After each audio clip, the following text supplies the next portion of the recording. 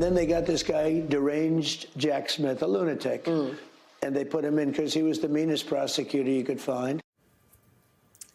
Former special counsel Jack Smith has long been on Donald Trump's enemies list.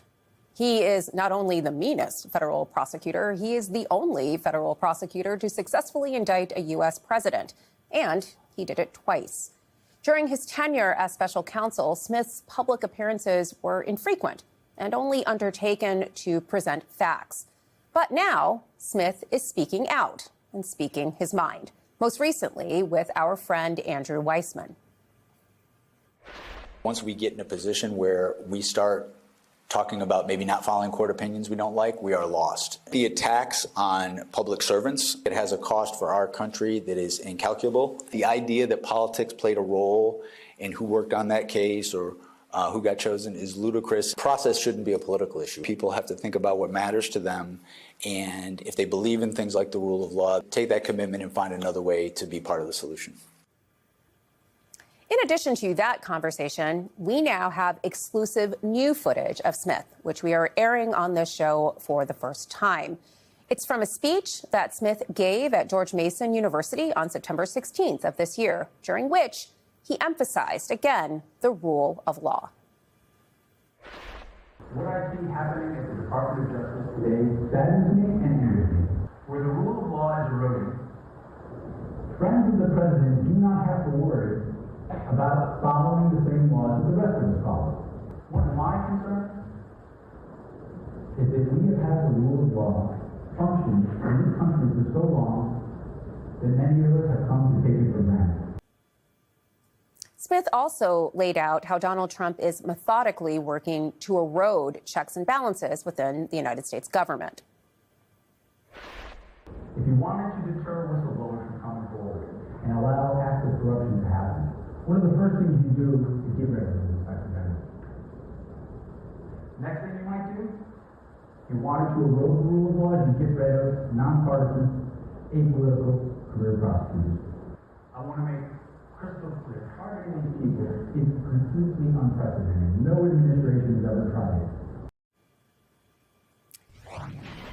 Joining me now to discuss all of this is Will Saletan, writer at The Bulwark, who first obtained that Jack Smith video from September 16th. Will, thanks for joining us. Why do you think Jack Smith is all of a sudden found his voice? Well, it's not clear to me why Smith wasn't speaking for as long as he did. He, in January, issued his final reports on his investigations. He presented all of the evidence, pulled it all together, of crimes by Donald Trump, disappeared from the scene. He's emerging now in the wake of a series of attacks by the administration on the rule of law. And I think what Jack Smith is doing is he's putting together almost an indictment or a report similar to what he did in the case of Donald Trump. But it's not about Trump, and it's not partisan. It is about the assaults by this administration, and by this administration in particular, not Republicans in general, this administration on the rule of law in all of its facets. And we've been discussing some of them, the selective prosecutions, the selective pardons, and there are many more that he enumerated. So you also mentioned the pardons. And again, I want to think about how that fits into this indictment, if you will, of what the administration is doing. So it's not just these attacks on the rule of law. It's not just the erosion of checks and balances. He also didn't mince words about Donald Trump's efforts to pardon the January 6th rioters. How does that fit into all of this? And what does it say that he specifically talked about those pardons? Well, the pardons are, for most of us, the most obvious case of a defiance of the rule of law. Right now, we have a Republican Party that is trying to present itself as the party of defending the police, defending law and order, and that the Democrats are the party of crime. And part of what I think Jack Smith is getting across in his message is that if you pardon 1,500 people, if you pardon or commute all the people who committed violent crimes on January 6th against law enforcement. And this is a point he explicitly made in the speech at George Mason, in the talk at University College London. You are taking the side of criminals against police. But he makes the point that you are taking the side specifically of criminals, violent criminals, who side with the president who gave them the pardons. So we've heard a lot over the course of this administration. We're only 9 months into it, but we've heard a lot about how this administration is targeting those that Donald Trump considers his political enemies. We've seen the indictments of Jim Comey, Letitia James, and most recently, John Bolton. If you're Jack Smith, you know you are on that list. Are you worried that the next indictment has your name on it?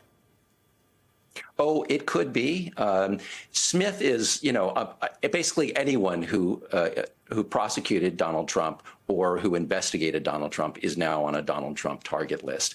I think it is notable that Jack Smith is not trying to reciprocate Trump's blatantly partisan, unlaw-like pursuit of his enemies. Smith is trying to model something much broader. He's trying to say, this is not about party. This is not about being a hitman. And some of the cases that he enumerated in his speech at George Mason, the case of Donald Trump selectively trying to get Eric Adams, a Democratic mayor, off the hook by conservative prosecutors who the Trump administration ousted because they would not go along with the corrupt deal to let Eric Adams off the hook. The Signal chat, in which Trump administration officials blatantly violated national security, and the Trump administration is not prosecuting them. That is not a partisan matter. That is a matter of national security. So there are cases like that that Jack Smith talked about. They are not Democrat versus Republican. And I think his fundamental message is all of us, Democrats, independents, honest Republicans, need to stand together in defense of the rule of law against this